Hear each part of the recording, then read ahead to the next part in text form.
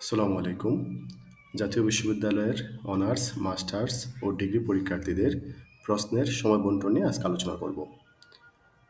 শিক্ষার্থীদের ৪ ঘন্টা সময়ের মধ্যে কিভাবে সবগুলো প্রশ্নের উত্তর বা সবগুলো বিভাগের প্রশ্নের উত্তর করা যায়, সেই জন্য একটা দিক নির্দেশনা দিব।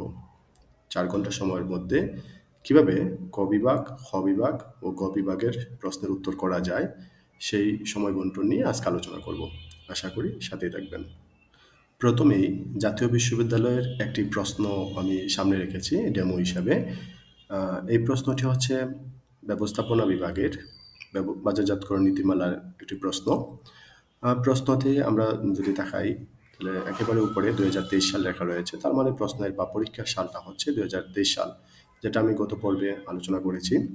প্রশ্নের একেবারে বাম দিকে দ্রষ্টব্য রয়েছে যে প্রতিটি বিভাগের প্রশ্নের উত্তর ধারাবাহিকভাবে লিখতে হবে। এই বিষয়টি গত ভিডিওতে বলেছি। এখানে আমরা দেখতে পাচ্ছি যে প্রশ্নের ৩টি বিভাগ রয়েছে: ক বিভাগ, খ বিভাগ এবং গ বিভাগ। মনে মনে রাখা ভালো যে প্রশ্নটি বাংলা ভার্সন এবং ইংরেজি ভার্সন উভয় ভার্সনে থাকে। একজন শিক্ষার্থী যে কোনো একটা ভার্সনে পরীক্ষা দিতে পারবে। এবার প্রথমে আলোচনা করব প্রশ্নের ক বিভাগ নিয়ে।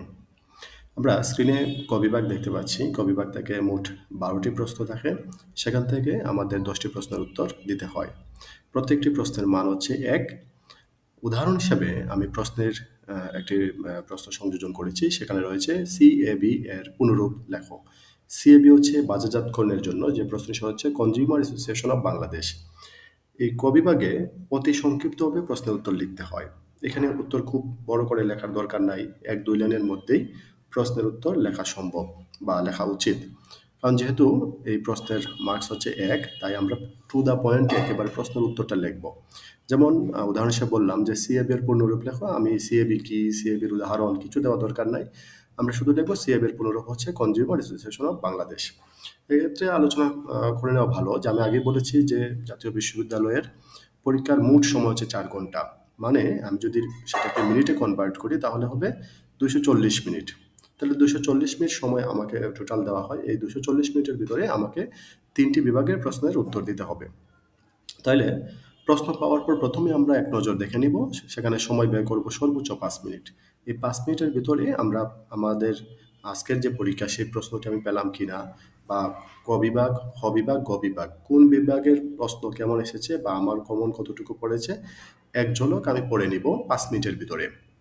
তারপর ক বিভাগের যদি আমি সময় বন্টন বলি, তাহলে ক বিভাগ থেকে আমাকে মোট 10টি প্রশ্নের উত্তর দিতে হবে।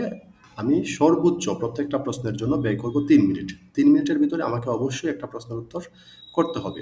তাহলে 10টা প্রশ্নের জন্য আমার টোটাল সময় বরাদ্দ হবে 30 মিনিট। এবার আসি খ বিভাগে। খ বিভাগে আমরা স্ক্রিনে দেখতে পাচ্ছি যে এখানে যেকোনো ৫টি প্রশ্নের উত্তর দেওয়া বলেছে। সেখানে প্রশ্ন থাকবে ৮টি। ৮টি থেকে আমাকে ৫টি প্রশ্নের উত্তর দিতে হবে। প্রত্যেকটা প্রশ্নের মান হচ্ছে ৪ মার্কস। তাহলে খ বিভাগ হচ্ছে মূলত সংক্ষিপ্ত প্রশ্নের উত্তর লিখতে হয়। এখানে একেকটা বিভাগ অনুযায়ী প্রশ্নের উত্তর লিখতে হবে। কোনো কোনো বিভাগে খুব বেশি লেখার প্রয়োজন পড়ে না। যেমন বিজ্ঞান বিভাগের বা আ কমার্স বিভাগের যাদের মেয়াদ রয়েছে, সেখানে খুব বেশি লিখতে হয় না। যতটুকু অঙ্ক থাকে আমরা ঠিক ততটুকু লিখব। যদি প্রশ্ন বলে, মানে কোনো ব্যাখ্যা দেখাও, পার্থক্য দেখাও, এরকম প্রশ্ন হয়, তাহলে আমরা সর্বোচ্চ ২ পৃষ্ঠা বা ২.৫ পৃষ্ঠা লিখতে পারি ৪ মার্কের জন্য। আম তবে মূল বিষয়টা হচ্ছে আমাদের প্রশ্নে যা চেয়েছে আমরা যেন মূল বিষয়টা সেখানে উপস্থাপন করি। কারণ একজন প্রত্যবেক্ষক যিনি আমাদের ব্যাপারটা মূল্যায়ন করবেন, তিনি আ অফুরন্ত সময় নিয়ে বসবেন না আমার ব্যাপারটা মূল্যায়ন করার জন্য। আমাদের উপস্থাপনা যেন সুন্দর হয়, স্যার যেন প্রশ্নের শুরু দেখে বুঝতে পারেন যে প্রশ্নে যা চাওয়া হয়েছে আমরা যেন সেই বিষয়টি লিখি। তাহলে স্যাররা আমাদের আম নাম্বার একটু আ ভালো দিবেন বলে আমরা আশা রাখতে পারি। তাই এবার দেখে নেই খ বিভাগের সময় বন্টন কতটুকু। খ বিভাগে যেহেতু আমি বলছি যে ৫টি প্রশ্নের উত্তর দিতে হবে, সেখানে আমরা ব্যয় করব প্রত্যেকটা প্রশ্নের জন্য ১২ মিনিট। মানে ১২ মিনিটে আমাকে একটা প্রশ্নের উত্তর সমাধান করতে হবে। তাহলে ৫টা প্রশ্নের জন্য মোট সময় বরাদ্দ আমার জন্য থাকবে ৬০ মিনিট। ৬০ মিনিটের ভিতরে আমাকে খ বিভাগের প্রশ্ন শেষ করতে হবে। এবার আসি সবচেয়ে গুরুত্বপূর্ণ যে পার্ট, সেটি হচ্ছে গ বিভাগ। গ বিভাগে মোট ৫০ মার্কের প্রশ্ন থাকবে। আ যদি ৫০ মার্কের প্রশ্ন থাকে তাহলে সেখানে প্রশ্ন থাকবে ৮ টি। সেই ৮ টি প্রশ্ন থেকে আমাকে ৫ টি প্রশ্নের উত্তর দিতে হবে। প্রত্যেকটা প্রশ্নের মান হচ্ছে ১০। তার মানে ৫×১০=৫০। এই পাঠটিতে যারা ভালো করে তাদের জিপিএ বাড়ার সম্ভাবনা খুব বেশি থাকে। গ বিভাগে মূলত যে কোনো বিভাগের প্রশ্ন একটু ব্যাখ্যা আকারে উপস্থাপন করতে হবে। সেখানে প্রায় বিভাগেই একটা প্রশ্নের ২টা অংশ থাকবে, ক এবং খ এভাবে থাকতে পারে। তাই আমরা যদি আমরা প্রশ্নের দিকে তাকাই যে ক বিভাগে বলছে ১০ নম্বর প্রশ্নের কতে বলছে ৩ মার্কস আর খতে বলছে ৭ মার্কস। তাহলে আমরা আগের খ বিভাগের সাথে যদি মিলাই তাহলে ৩ মার্কের জন্য আমরা যদি ১২ মিনিট সময় দেই তাহলে ৭ মার্কের জন্য একটু বেশি দিব। তার মানে গ বিভাগের একটা প্রশ্নের জন্য আমরা মোট সময় বরাদ্দ করব ২৭ মিনিট। ২৭ মিনিটের ভিতরে একটা প্রশ্নের যে ২টা অংশ থাকবে সেই ২টা অংশ কভার করব। আমরা আমাদের নিজেদের মধ্যে ভাগ করে নিব যে ১০ নম্বর প্রশ্নের কতে কতটুকু সময় দিব এবং খতে কতটুকু সময় দিব। মোট সময় কিন্তু হবে একটা প্রশ্নের জন্য ২৭ মিনিট। এই ২৭ মিনিটের বেশি আমরা ব্যয় করব না। তাহলে যদি আমরা ৫টা প্রশ্নের উত্তর লিখি, প্রত্যেকটা প্রশ্নের জন্য আমরা সময় পাবো ২৭ মিনিট। টোটাল সময় বরাদ্দ থাকবে গ বিভাগের জন্য ১৩৫ মিনিট। ১৩৫ মিনিটের ভিতরে আমাকে অবশ্যই গ বিভাগের প্রশ্ন শেষ করতে হবে, কারণ পরীক্ষার হলে ১ মিনিটও অতিরিক্ত পাওয়ার কোনো সুযোগ থাকবে না। অতএব প্রত্যেকটা মুহূর্ত বা প্রত্যেকটা মিনিট গুরুত্বপূর্ণ। বাসায় আগে থেকে যদি আমরা এই সময় বন্টনটা ক্যালকুলেশন করি, আগে থেকে প্ল্যান করে যাই, আগে থেকে বাসায় প্র্যাকটিস করি যে এই প্রশ্নটা আমি এত সময়ের ভিতরে শেষ করব, তাহলে ইনশাল্লাহ ১৩৫ মিনিটের ভিতরে গ বিভাগের প্রশ্ন শেষ করা সম্ভব। আমাদের তো সবই লেখা হলো, আমরা খ বিভাগ লিখলাম, খ বিভাগ লিখলাম, গ বিভাগ লিখলাম। রিভিশনের জন্য কি আমরা কোনো সময় পাবো?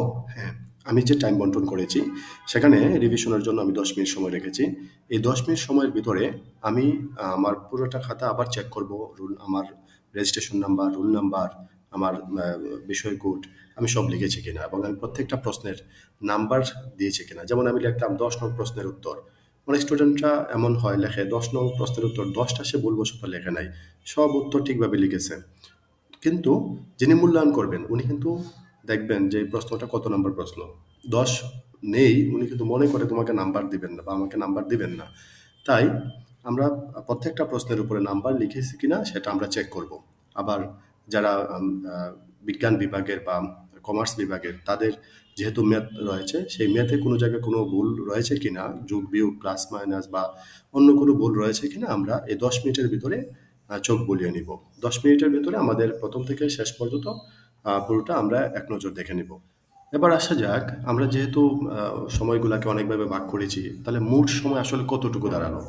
আমরা কি কখনো ভেবে দেখেছি যে আসলে এই যে আমি বললাম যে ক বিভাগের জন্য এত, ক বিভাগের জন্য এত, তাহলে মোট সময় কত? আমরা এই স্লাইডে দেখতে পাচ্ছি যে ১ নম্বরে রেখেছি প্রশ্নে চোখ বুলানো, আমি সেখানে রেখেছিলাম ৫ মিনিট। ক বিভাগের জন্য রেখেছিলাম ৩০ মিনিট, খ বিভাগের জন্য রেখেছিলাম ৬০ মিনিট, গ বিভাগের জন্য ১৩৫ মিনিট এবং রিভিশনের জন্য রেখেছিলাম ১০ মিনিট। এই সবগুলা সময় যোগ করলে টোটাল সময় হবে ২৪০ মিনিট, মানে ৪ ঘন্টা। তাহলে আমাকে তো পরীক্ষার হলে ৪ ঘন্টা সময় দেওয়া হয়েছিল। তাহলে আমি যদি প্ল্যান মাফিক প্রত্যেকটা প্রশ্ন, প্রত্যেকটা বিভাগের যে সময় বরাদ্দ রয়েছে সেটা মেনটেন করি, তাহলে অবশ্যই ২৪০ মিনিট বা ৪ ঘন্টার ভিতরে যে কোনো বিভাগের সবগুলো প্রশ্নের উত্তর করা সম্ভব হয়। আশা করব সবাই আগে থেকেই বাসায় টাইম মেনটেন করা বা টাইমটাকে প্ল্যান করে নিয়ে যাওয়া যে আমি এই বিভাগের জন্য এতটুকু সময় দিব, ওই বিভাগের জন্য এতটুকু সময় নিব। তাহলে আশা করি সবগুলো প্রশ্নের উত্তর করা সম্ভব হবে। তবে শেষে একটা কথা অবশ্যই বলতে হয়, আমরা যাই লিখি না কেন অপ্রাসঙ্গিক, অপ্রয়োজনীয় কোনো কিছু যেন না লিখি। প্রশ্নে যা চাওয়া হয়েছে আমরা যেন তাই লিখি। তাহলে যিনি আমাদের ব্যাপারটা মূল্যায়ন করবেন তিনি অন্তত আমাদের উপর বিরক্ত হবেন না। আর উনি যদি খুশি হন তাহলে নাম্বার বাড়ার সম্ভাবনা অবশ্যই থাকবে, আমরা সেটা আশাও করতে পারি। সম্পূর্ণ ভিডিওটি দেখার জন্য সবাইকে ধন্যবাদ জানাচ্ছি। পরবর্তী ভিডিওতে আমি জাতীয় বিশ্ববিদ্যালয়ের পরীক্ষা শৃঙ্খলা সম্পর্কিত অপরাধ বা কী অপরাধের জন্য পরীক্ষার শাস্তি রয়েছে বা বহিষ্কার যে শব্দটি রয়েছে, কোন অপরাধের জন্য বহিষ্কারের মাত্রা কি হতে পারে জাতীয় বিশ্ববিদ্যালয়ের নিয়ম অনুযায়ী আমরা পরবর্তী ভিডিওতে সেটি জেনে নিব। ধন্যবাদ।